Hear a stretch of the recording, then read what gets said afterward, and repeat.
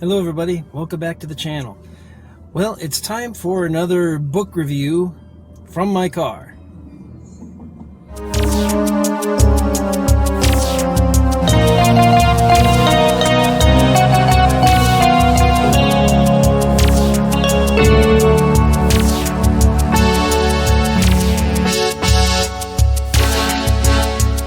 Alright, well, this time the book review is on Her Majesty's Secret Service.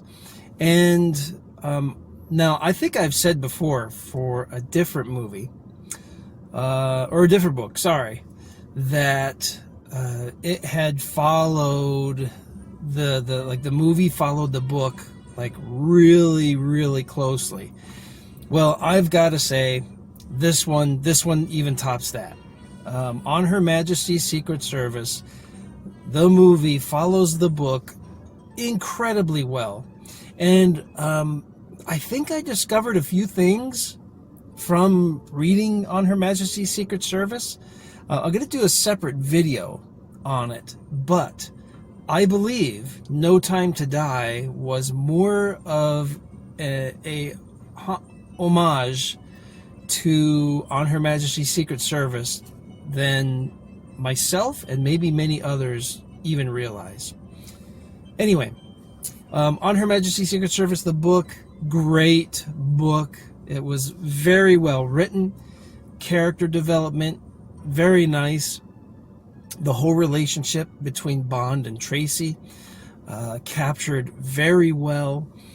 And the transformation that she makes and that Bond makes, to where they both seem they kind of come together, and it was just very well done. The relationship with Tracy's father that Bond has, also again done extremely well.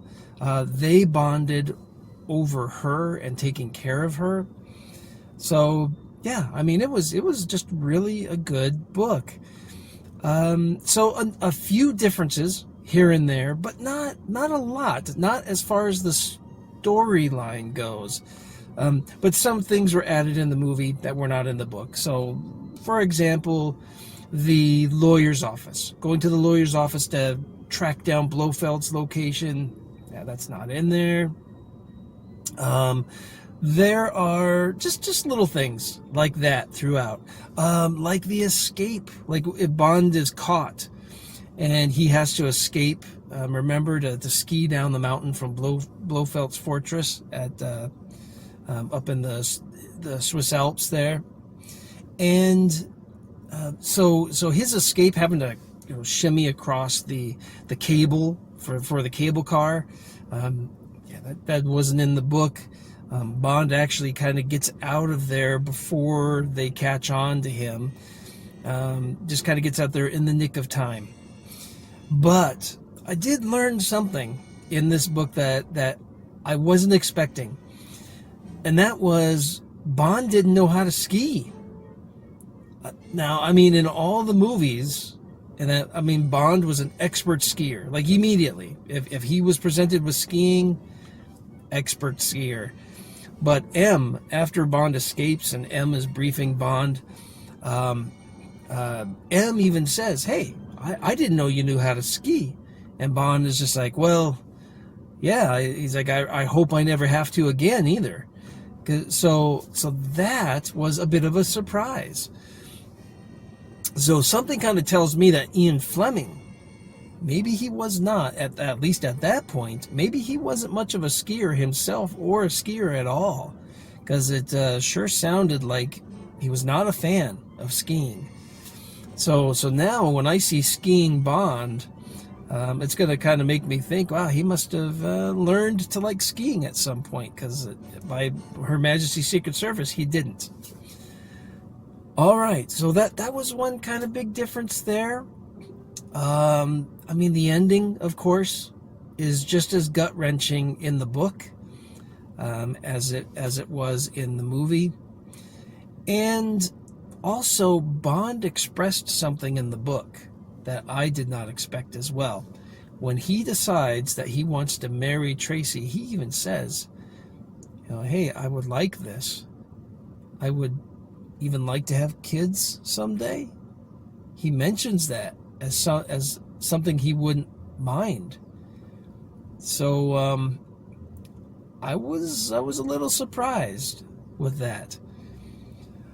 I'm trying to think if there were what other, if any differences there were.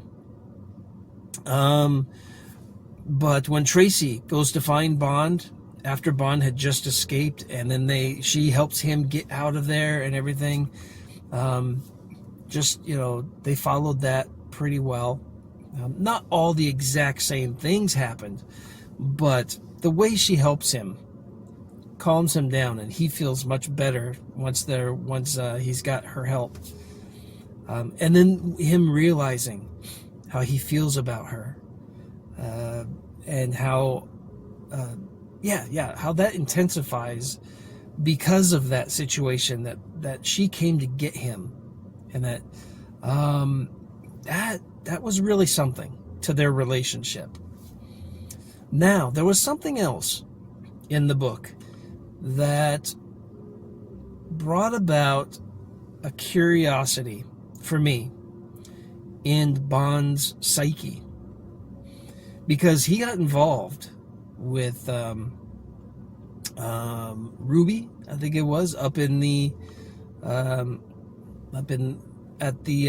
Blofeld's fortress up there, and she was one of the patients.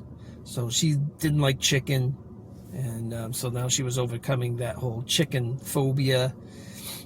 And so Bond has a little bit, he has a little affair with her up there. And now this was before he developed stronger feelings for Tracy, but but Tracy was still there in the background for him, and yet he was able to still, have feelings for someone else. So in this story, it really showed me that James Bond, he didn't just use sex on missions, and that in the movies it's more portrayed that way, just like, oh, he'll use his wiles, he'll use whatever to accomplish the mission.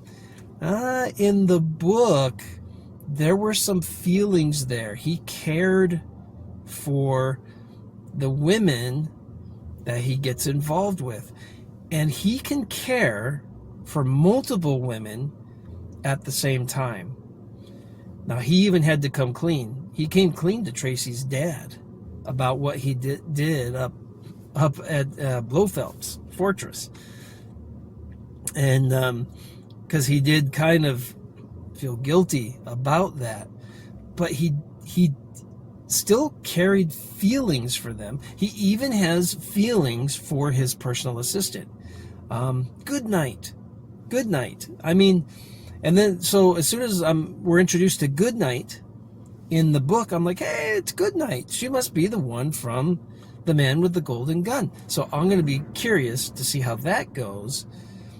So I'm looking forward to that story. I wonder if that's next. No, I think You Only Live Twice is next. And so, but I mean, that's where we'll leave off. You Only Live Twice will be next. But on Her Majesty's Secret Service, what a great book. In fact, I think it might be the more well-written one yet out of all of them that I read. So, I really appreciated it. And I appreciate you coming here, checking out my videos. I hope you like the content. I'm working hard. And I've been displaced. You may have noticed this on my other videos. Family's in town. I've been displaced. My office is now the guest room. So it's going to be that way for a little bit. But I definitely wanted to get this review in and out to you, because what a great book. Recommend it. Read it. And we'll see you in the next video. All right, thanks. Take care. Bye.